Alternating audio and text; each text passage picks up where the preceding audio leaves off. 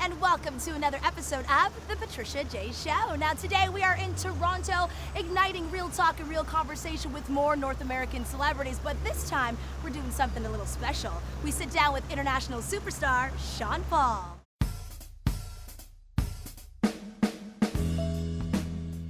You're somebody that I look up to. I've been listening to you. I grew up with you. Thank you. Us in Canada, we love you. We rep you. I'm a Caribbean girl. For sure. Half Jamaican, by the way. Wow. Thank you very much. Mad, Thank you very much. So give me a dubs then. Dubs All then, right. you don't know. Yes. Sean Paul in the house on the Patricia J Show. Yes, ma'am. Let's go back to the beginning. 1994. Yeah. More than 20 years active in your career. Demo tape time. Demo tape time. Take us back to that. I wanted to be a producer in them early years, and I convinced my mom to buy me a little Casio keyboard, or it was Yamaha.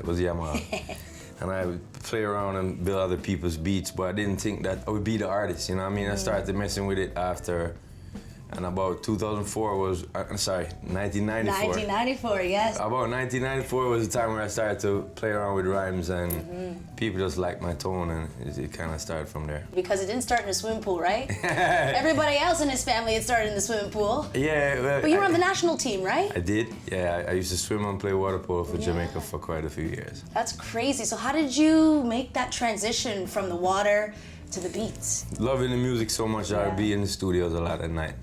So school, training, and then training for the career, which was studio. That's it. And you were discovered actually, but your sound, Sean, it's something that resonates with even people who can't even speak the mother tongue, English, you know what I'm saying? People can't even speak the language, but they're singing to your songs. Truly. Right?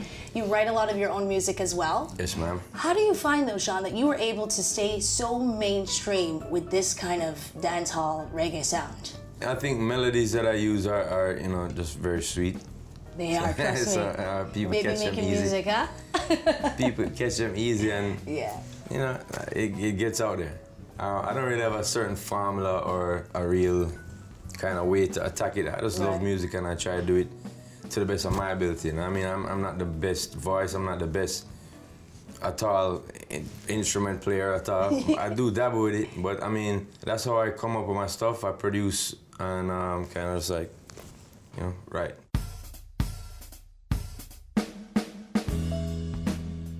Toronto really reps you hard. Back in the day, definitely. Jay Blaze, you know Jay Blaze? Yeah, cool, man. Blaze Entertainment. So Cool back in the day, we had a blackout here, way back in the day, and Kevin Little, he shot his first music video here. Okay. But before that, no one knew who Kevin Little was. No one knew who Jay Blaze was. Right. You came out before all of them, and you helped to really lift up Canadian artists. What is it about Canada that you love so much, Sean? Just the diversity of people that's here. You know what I mean? There's so much different cultures that come into one and just you know, be Canada. So you get everywhere else, you know what I mean? If I'm a kid who comes from Barbados, Tory Lane's his fam. That's it. You know? You get it. And so, same thing. I'm a kid who came from a Chinese Jamaican background, mixed up. I was gonna say Chinese, Jamaican, Jewish grandfather, like everything, Afro-Canadian, but Portuguese. So that's how you're mix up now. Mutt, you know? You're a mutt. Yeah, but that's why Canada gets me, because there's so much mix here, and it feels like a second home. My family actually live out here, so most summers as a kid I was, you know, frequenting little spots. Yeah. And you know when you were a kid, way back, Sean Paul OG. Yes, it. Braids. You're back in the day. Where's the braids? I had to shave those off, man. Why? I don't know, you know. You don't get up every day and put the same ensemble on. This is true. So, I know, same for the hairstyle, I guess. I mean, I guess a lot of people knew me for that, but it was just time for change for me. It was. Yeah. But you went from the braids to kind of like the mohawk, the mohawk. Yeah. When Hype Williams saw me for the first time after a long time, and I had this mohawk, and he was like, yo, bro, I heard you had a mohawk, but you went all the way out, bro. I was like, yeah. I don't know. At the time, I named my album Tomahawk Technique at the time. Just kind of felt that vibe. I was kind of rebelling against what people saw me as. Okay. So I was like, you know what? I'm going to do a mohawk and just sing some more poppy things and just, get people a little bit angry, a little bit ticked off. Because people just fell more in love with you. Yeah, for sure. But I mean, that just goes to show the power of the music. There's a lot of people who, they at those times talk about, yo, you're leaving the grassroots. But to me, it was more of exploring where I can go with it, pushing the boundaries so that it becomes new instead of just regurgitating what people already did.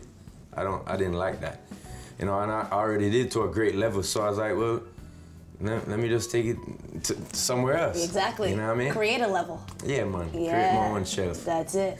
And you continue to do that. You are so diverse in the talent that you believe in. From Albanian artists to West Indian artists to American artists to a reggae artist. You literally, your sound resonates, and oh my gosh, you're just so unique. No matter what, when Sean calls S to the P, you gotta know me. You know it's you. So distinct. I love that. Thank you. But how do you pick those particular artists? Because someone's gonna be very lucky to work with you. It's about the song for me. Mm-hmm. I big up Ashanti. I love her. Yes. She says she loves my music, but when we got into studio, we just didn't. It wasn't the right link, and we was it's either the producer or it's either just today, but we just gave it a break. So it's about the song for me at first. So if the song was banging, you'd probably hear a song with me and Ashanti right now. Yeah. So that's what it's been all these years, you know what I mean? Work with Keisha Cole, work with Beyonce and Rihanna and Sasha from Jamaica, as you mentioned, Dua Lipa with Albanian artists. I mean, it's all about how the whole thing comes together. Mm-hmm. So it's first about the song for me.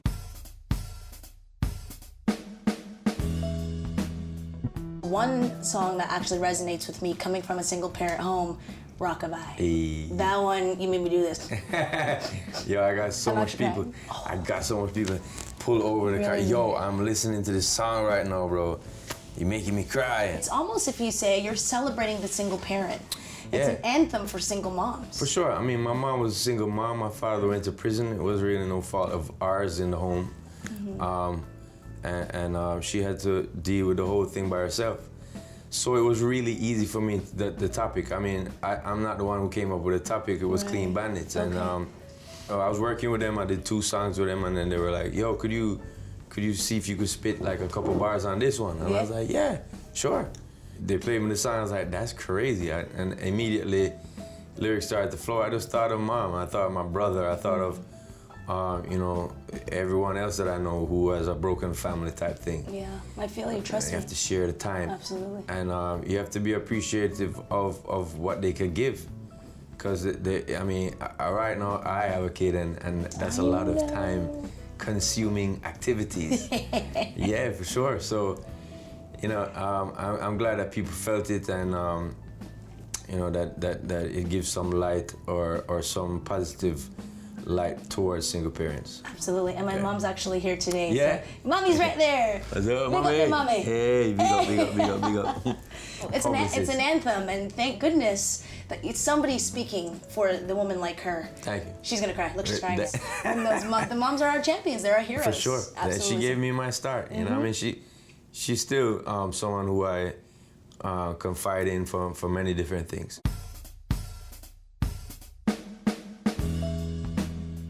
And speaking of parents, as you just mentioned, you have your little baby now. Congratulations. Thank you. You married your longtime girlfriend in 2012. She's gorgeous. Also a TV personality too, right? Yes, in this industry though, you hear a lot of stories, you see a lot of things, you hear a lot of rumors, but you guys have always been like this. You guys are each other's rock. How do you find that stability and that strength in your marriage now? Certain things happened in the beginning with us, which just made us real strong. Yeah.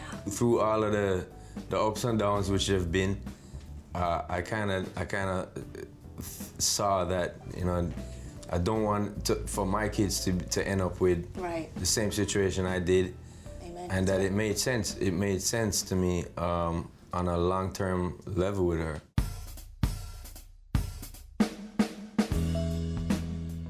And And speaking of Levi, Levi Blaze. Yes, Levi ma'am. Blaze.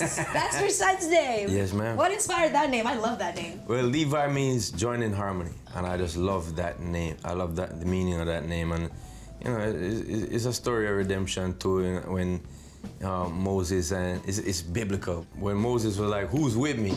in the desert, and the tribe of Levi was like, "Yeah, we with you." But before that, their tribe was kind of cast out. So when it was with Moses' time, he kind of brought them back into the thing. So yeah, I think that Levi is bringing me back into, That's you know, so nice. yeah, into a more stable existence, I would say. What do you see in his future? You know, baby Sean had a single mom. Baby Levi has two parents. Yeah. What do you see for baby Levi? It's almost two worlds, you know, because Yeah. at times I'm traveling, so she is a single mom.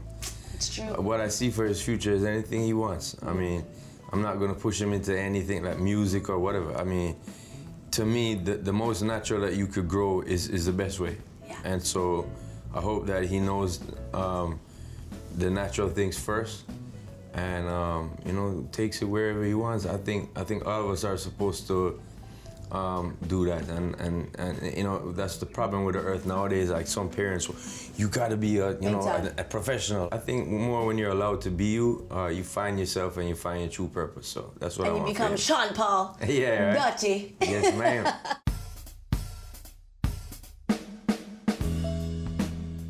You have Dutty in all of your social media handles. Yes. Where'd that come from? Well, Dirty Cup is a group that I was in back in Jamaica. Yeah. And I still see the dudes. Some of them are still artists. I just became the most famous from the group. And That's it. Dirty Cup is about it's just like, you know, we were living a shabby life at the time, and you know, just rough An actual things. Dutty cup. Yeah, Dirty Cup. That's what it means? Yeah, This right. cup not Dutty, don't worry. So I get a cheers. Cheers, my Yes. friend. Boom. Thank you so much. But that was the thing at that time, you know, that we weren't so pretty in it. Even though we were pretty boys, we was like, yo, we talk fun, we're rugged, we're tugging, you know. So that's where it came from, and I just kind of stayed true to that vibe. It's kind of like how 50 Cent would say G Unit. It's just his clique, you know what I mean? Same thing.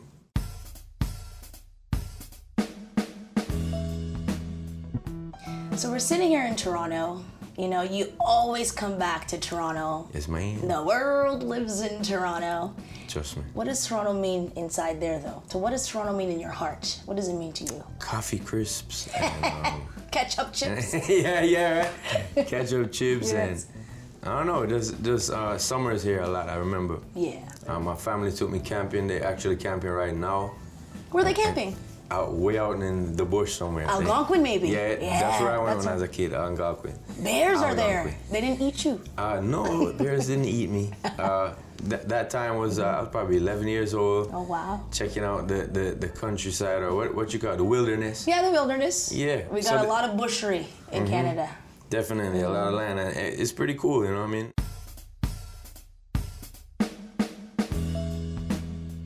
Your music, you gotta go back more than 20 years. How do you keep the fans and the audience still jumping and popping and singing your anthems? Because they are anthems. Thank you. Well, dancehall music is about that. It's about energy. It's about the latest thing that's on the street. So once you understand that concept, I don't think you could ever be outdated. It's about what's now. And so with each generation, I just find something that I identify with it and like about it. It reminds me of when I was 14 or 15. I first started to, you know, grab a dance on the dance floor and do my thing. Yeah. And so I fit in with every music. Like I've done music with Simple Plan. I know. I've done That's what I music mean about with, you. You cross genres of music. Exactly, And you and do it it's- flawlessly. because what dancehall is it tells you what that person or what those people are about right then and there. So with Rockabye, the song was about single moms, so I went there in the head. When it's about, you know, like I did a song with Sac Noel. Yeah. It's called Trumpets. Oh. And yeah. So that trumpet was just telling me tequila, and life. tequila tells me Yeah. to get up. So, so you just get with the vibe. I think that it's more now music. So I stay now. I mean, You know, I find something about every generation and I'm like, that reminds me of when I get it. And I go with it, you know what I mean?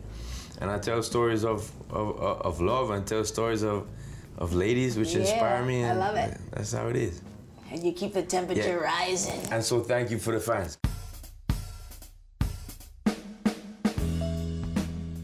I want to talk about your connection to the island. You have made it really, you know, the center point of your career.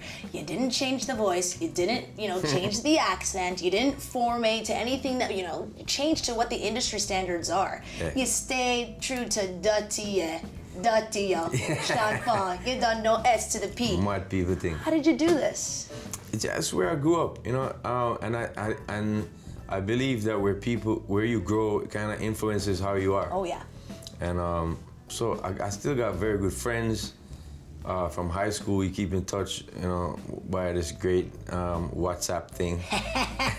Finding people like, where the hell are you? Yeah. You know what I mean? So, it's those people who built me up and make me who I am today. So I mean, when anytime there's too much things that are changing in life, I just try to remember where I am from. When people say, why don't you move away? I was like, well, these people built me. And I want to take part in the history of what happens there. I'm away a lot. But when I am there and I'm able to vote, or I am there and I'm able to, you know, help people out in whatever way, advice or in the studio or in the daily routine or just life, I think I'm playing my part and I think I'm helping other young champions to kind of see the light.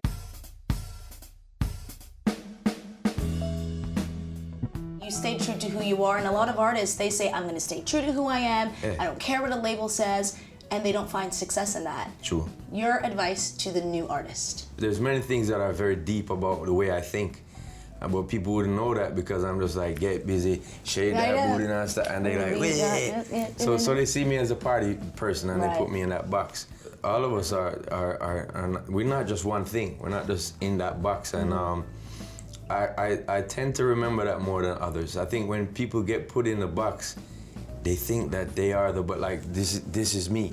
Right. And they actually stay there. It's hard sometimes though. It is. It's intimidating, right? It is, but I mean, honestly, put me in that box when you see me in that light, when I'm on stage, when I'm doing dope plates, when I'm in the studio, for sure. But there's so much more about me and so much more thoughts that I do have that are different, you know what I mean?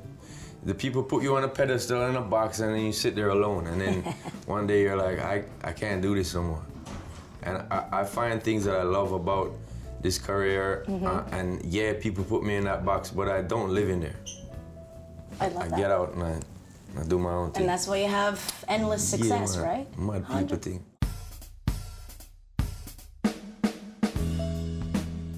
John, I want to talk about your sweetest moment in your career. Yeah. What's the moment that has stood out through 23 plus years of success? There's many little moments, but when I did win the American Music Award, Yeah, that's a big one. Because every year we do win a Grammy, which is a big thing. Jamaican artists win a Grammy every year, though. Not every year do we win, American Music Award artist for the biggest pop artist of the year. That's huge. I beat Timberlake and Kanye that year. Wow. Kanye was a young artist at the time, and Timberlake was a very established, coming from one of the biggest boy groups around. Right. So it was something that did stand out to me. I made the speech and I went backstage and I had to wash my face with some cold water. Really? I did. I was like, wow, this is really me. It felt surreal? You're kind of like... Yeah, because at the time, you're like, I really understood that no one else in my genre had achieved that before, ever. And never since neither. So it's one of the moments that really stood out and it made me feel like, yeah, I have some clout in this place. That's it. You're making my heart beat a little faster.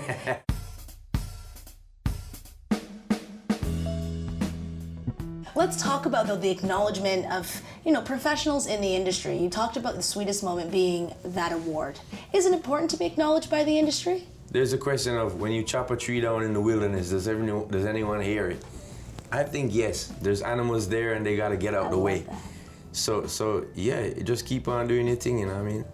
and people will hear it. It's not something that I'm afraid of, you know, I'm falling off of people's radar. Right. I just keep doing the work, and people do hear it. That's what it is, and you have such a distinct sound. So I think that's part of the tone thing helps a lot. Yeah, drop me something right now. Drop me something. Dirty, yeah. Patricia, yo, Sean the Pete, and with the flow. We letting them know, oh yeah. With the we not slow, and the brain work fast, so you know. Hey yo, we got it lot going on in every day. We got it going on in every way. Sean the Paul, and with the so we stay. Toronto, that's how we do it every day, yeah. Mad something.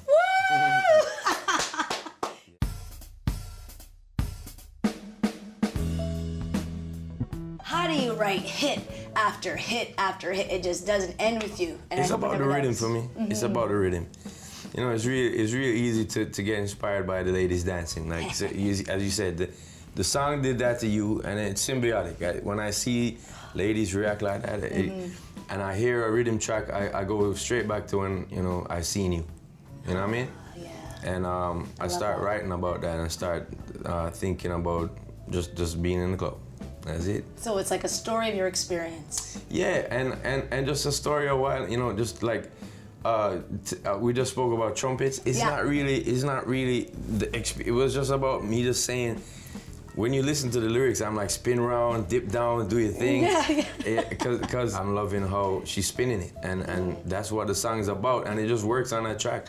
As I said, the trumpet said to me, tequila, and I was like, when I was drinking tequila last, I saw some special stuff, and I write things it, that we never see. If you don't drink tequila, you don't see those things, you right? don't see that. Yeah, little green people. I just get. I love it. But yeah, you just put it in the song, and it happens. And it's just a hit. So it's about the rhythm for me. If the rhythm ain't banging, then I'm probably not gonna do a song like that. It would be different. I want to talk about your debut album, 2000, with VP. What was that like? You know, you went from the pool, the flow in the pool, to the flow in the studio on that little cassette player, trying to do your thing. Yes, man. 2000 comes around, and you're signed, and your album is done, and they're debuting you to the world. What was that like? Because you were a new artist. Yeah, it was a whirlwind. I mean, you know, I had 5 years practice, so to speak. I mean, and at that time I thought, yo, I'm a seasoned artist. I know everything I need to know. You thought that? Yeah, I know everything I need to, because I've been doing demos since '94, right? Okay, yeah. So by the time 2000 comes around, and VP's like, think about putting an album together. I'm like, I got it. Here it is. Okay. There was 25 tracks on that album, 19 musical tracks, and 6 skits, I think. It made us stand out as different. There was no dancehall or reggae album at the time that really had those type of things. I had an intro on there, you could put it in it. You could put the CD in a computer and see me like, hey, what's up, people, what's up? So it was the high tech stuff. But all of that stuff kind of didn't really matter, as I had the music, and I was like, yeah, I think I know everything. And then I started to realize that I don't really know much, and there's so much more numbers of people out there that I could be entertaining, you know what I mean? And so the numbers started to grow, and I started to learn a lot more. So it was a whirlwind. It was like, yo, wait, what's happening right now? I thought I knew everything. And then it's like, okay, let me learn, let me be the student. And that's how it is every day for me, because you do learn every day. That's so great. You're so humble. There's no ego there. So those times it was like, okay, let me learn. And I think that instead of me being more bossy at the time, like, I'm on top of the world now, Mom, look. Exactly. I was like, yo, let me be humble, because it could be tomorrow that I'm not here. You have to live and learn. Instead of beat and teach all the time, sometimes you live and learn. That's it. Yeah. Don't beat and teach, live and learn. Yeah, sometimes you have to beat and teach still.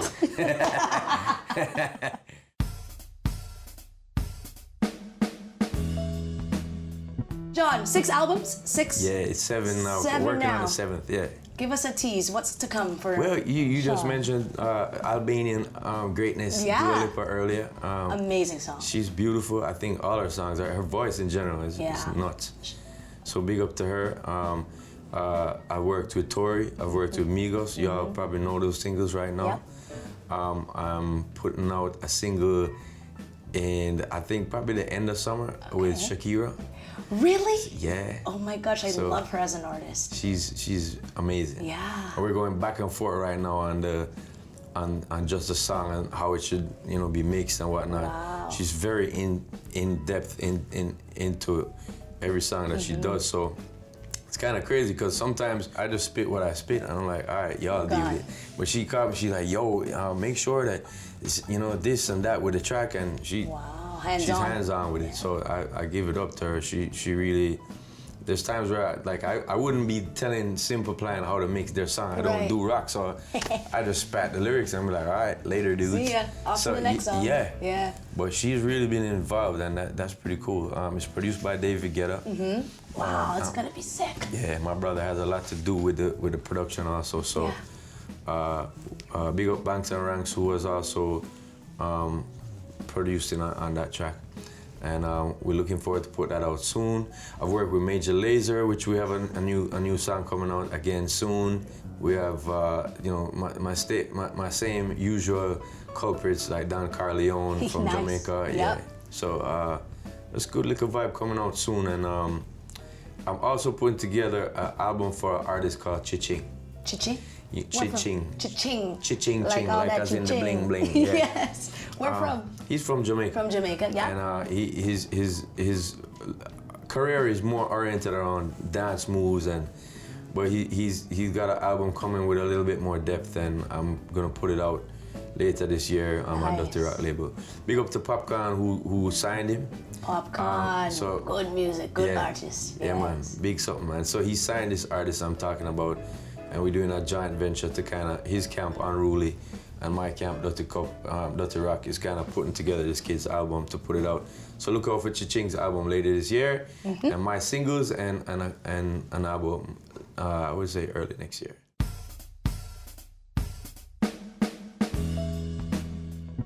So I'm like, Sean, baby boy, preparing for this interview today, I couldn't breathe. So I asked my producers to just give me the light. Ooh, I thought that one was Just give me coming. the light. I like it. And they said, yes, girl, because you be ever blazing, Ever blazing, girl. girl. Blazing up the Mad. blaze, blazing up. Come on. Mad. And so they said, girl, just get busy. Just get up with a non-stop when that beat drop. Cause it's gonna be lit tonight. No Oh, lie, mad song. yeah.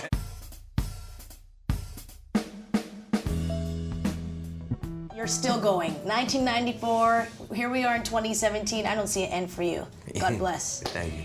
But when all is said and done, Sean, what do you want people to remember you for? Just good times. I think that's one of the best feelings you can have in that, a feeling of euphoria. People get it from all kind of things, but I like to think that people can get it from my music too. And music is something that will be out there. It's now, recorded digitally and stuck in time. So I just hope that people remember me for the good times. That's it. So thank you so much, Sean, for your time. I appreciate you having me. You got 5 names though. Break it down for me. Sean, Paul, Ryan, Francis, Henrique.